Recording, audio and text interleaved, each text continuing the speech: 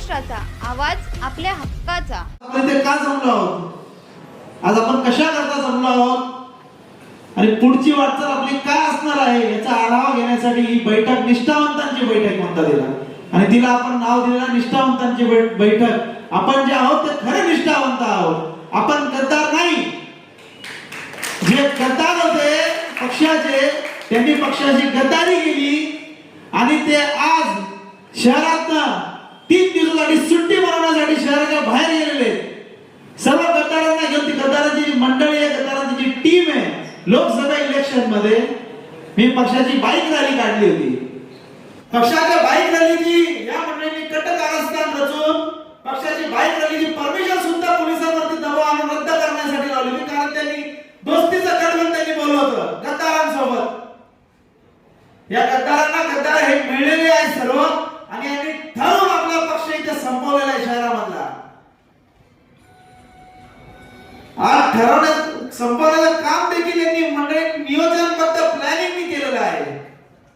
वरती तिकडे काय नेत्यांना बोलवतात, नेत्यांची सुद्धा दिशाभूल करतात ही मंडळी.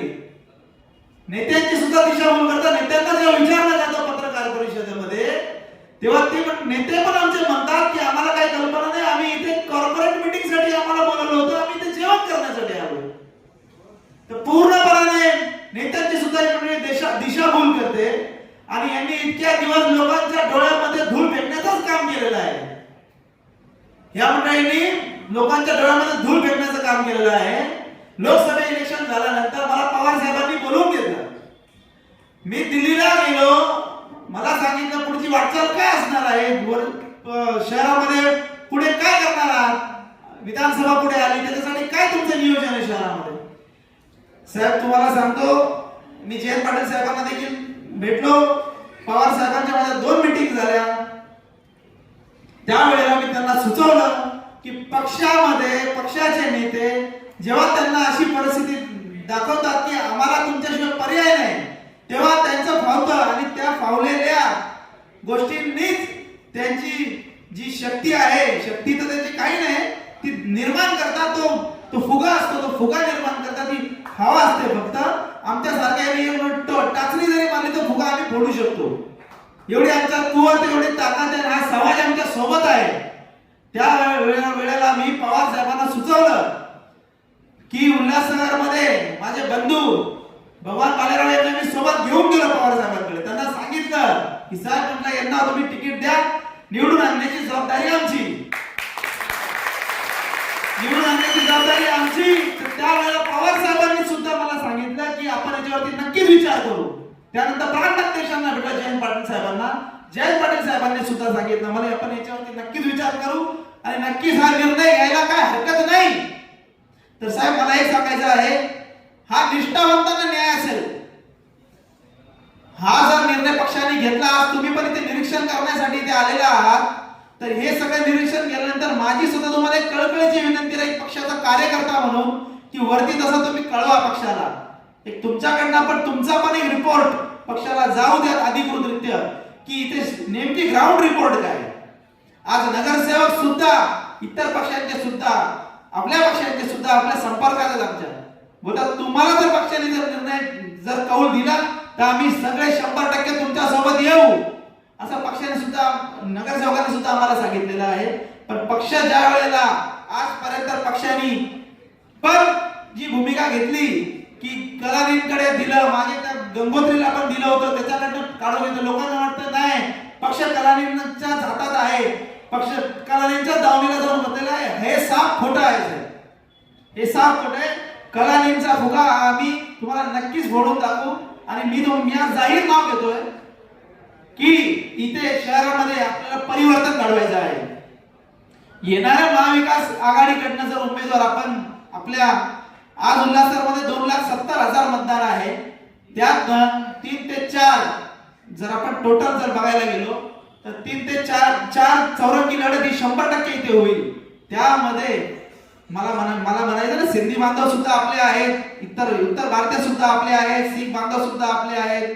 पण मी तुम्हाला सांगतो, मतांचा जर गोळा बेरीज जर केली, तर मतांचा अभ्यास जर केला तर त्या अभ्यासाअंती एकच निष्कर्ष निघतोय की इथे एक ही मंडळी सोडून दुसरा उमेदवारच निवडून जाणार आहे. ह्या मंडळी कोणत्याही परिस्थितीमध्ये विधानसभेत येणार नाही आणि जर या मंडळींना जर पुन्हा तिकीट दिली तर पक्षाची येणारी सीट ही पक्षाची सीट आहे. पक्षाची सीट हातात निघून जाईल. तर ते सगळं होता कामा नये. त्यानंतर मी दुसऱ्या विषयाला हात घालतो. इथे दबावाचं राजकारण ही मंडळी काय करते. मी तुम्हाला माझ्या भाषणाच्या सुरुवातीला सांगितलं की ज्यावेळेला मी बाईक रॅली काढली त्यावेळेला सुद्धा यांनी माझ्या बाईक रॅलीचे परमिशन, सभेचं परमिशन सगळे रद्द करण्याची भूमिका यांनी घेतली होती. पण काही प्रशासनासोबत माझे जरा संबंध असल्या कारणाने त्यांनी मला सांगितलं तर ज्या पळवाटा होत्या त्या शोधून आम्ही त्याचा निष्कर्ष काढून आणि ते आम्ही यशस्वी करून दाखवले. पक्षाला त्याचा रिझल्ट दिला. पण त्याच्याही पुढे जाऊन सांगतो 2 दिवसापूर्वी माझ्यावरती खोटा गुन्हा दाखल करण्याचं कारस्थान या मंडळींनी रचलं होतं.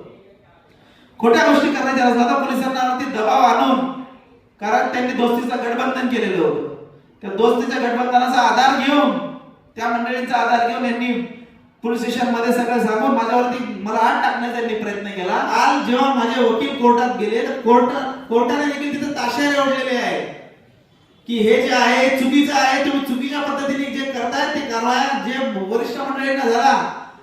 महाविकास आघाडीच्या संजय राऊतांसोबत तीच घटना घडली, अनिल देशमुखांसोबत ती घटना घडली. त्याच्या वेळेला सुद्धा कोर्टाने ताशेरे ओढलेले, तसे ताशेरे माझ्या प्रकरणात सुद्धा मध्ये ओढण्यात आलेले आहेत. पण तुम्हाला सांगतो आम्ही डगमगणारे कार्यकर्ते नाही. आमच्यावर किती दबाव आला तरी आम्ही डगमगणारे कार्यकर्ते नाही. आम्ही डॉक्टर बाबासाहेब आंबेडकरांच्या विचारावर चालणारे कार्यकर्ते आहोत आणि आम्ही शक्तीनिशी ताकदीनिशी याचा सामना करून 2 दुपटीच्या ताकदीने आम्ही ही लढाई लढणार आहोत. आणि पक्षाला इथे पक्षवाढीसाठी इथे जे जे काय करता येईल ते आम्ही करणार आहोत. दुसरा विषय मी तुम्हाला सांगायचं झालं तर विधानसभेचा उमेदवार आता येणाऱ्या 2 महिन्यामध्ये माझ्या माहितीप्रमाणे 20 ऑगस्टला आचारसंहिता इथे 20 सप्टेंबरला आचारसंहिता आपली लागते. ऑक्टोबरच्या 15 तारखेपर्यंत कदाचित इलेक्शन होणार आहे विधानसभेचं, महाराष्ट्र विधानसभेचं. तर त्या इलेक्शनला आपल्याला सामोरं जाण्यासाठी कार्यकर्त्यांची जी फळी आहे ती पूर्णपणे तयार आहे. वार्ड पासून बूथ पर्यंत, बूथ पासून जिल्हा लेवल पर्यंत युवकांची संघटना, विद्यार्थ्यांची संघटना, युवती, महिला या संघटना सगळं आपण एकत्रित करण्यात आलेलं आहे. जिल्हाध्यक्ष सर्वप्रथम पक्षाने जिल्ह्याचा अध्यक्ष या शहराचा बदलला पाहिजे. कारण या जिल्ह्याच्या अध्यक्षानेच त्यावेळेला जो आहे श्रीकांत शिंदेचा प्रचार केला होता महाविकास आघाडीच्या. तर तो प्रचार करत असताना यांनी पक्षाच्या कार्यकर्त्यांना सुद्धा दाबण्याचं काम केलेलं आहे. तर हे सगळं यांचा दबावाचं जे राजकारण आहे, हे दबाव करतात हम करे सो कायदा, ते आता इथून पुढे होणार नाही. आम्ही शरद पवारांसाठी काम करणारे माणसं आहोत, पवार साहेबांच्या विचारावरती विश्वास ठेवणारे माणसं आहोत. तर आम्ही पक्षवाढीसाठी जे जे काय करता येईल ते 100% करू. आमचं पणाला लावून पक्षाचा जो उमेदवार आहे, जो कोणी उमेदवार असेल आणि जो सुचवलेला पण आहे, आणि काल तिकडे पत्रकार परिषदेमध्ये सुद्धा जितेंद्र आव्हाड साहेबांनी पण त्यांचं नाव घेतलेलं आहे की भगवान मला भेटले आहेत, त्यांना मी पवार साहेबांकडे घेऊन जाणार आहे आणि त्यांना जर पक्षाने तिकीट दिली तर मी नक्कीच त्यांचा पण प्रचार करू. कारण लोकशाहीमध्ये तो सर्वांना अधिकार आहे, तिकीट मागण्याचा प्रत्येकाला अधिकार आहे. तर ते सगळं करत असताना आपण पक्षवाढीसाठी जे जे काही करतात ते 100% करू. इथल्या कार्यकर्त्यांचे सगळ्यांचे हात बळकट करू. तुम्ही आमचे हात बळकट करा. पक्षाला योग्य अशी दिशा मिळेल, योग्य अशी नेतृत्व मिळेल अशी मी आपल्याकडनं अपेक्षा करतो. आणि माझे 2 शब्द संपवतो. जय भीम, जय बुद्ध, जय भारत. निष्ठावंतांची म्हणजे आता लोकसभेनंतर कुठलीही मीटिंग झाली नव्हती आणि इथल्या समस्या ज्या होत्या, कार्यकर्ते आज आपल्याबरोबर किती आहेत, काय आहेत हे बघण्यासाठी आलेलो आणि त्यांना मार्गदर्शन केलं. नाही, असं अजून परत कोणाची उमेदवारी डिक्लेअर केली नाही आणि भगवान भालेराव किंवा काय याच्याबद्दल अजून विचारच झालेला नाही. आज पवार साहेबांनी जे निष्ठावंत आहेत आणि नवीन चेहरे द्यायचे याच्यासाठी एक निरीक्षक म्हणून मला इथं पाठवले. तर ते कुठं दौऱ्यावर गेलेले आहेत आणि ते इथे नाहीत.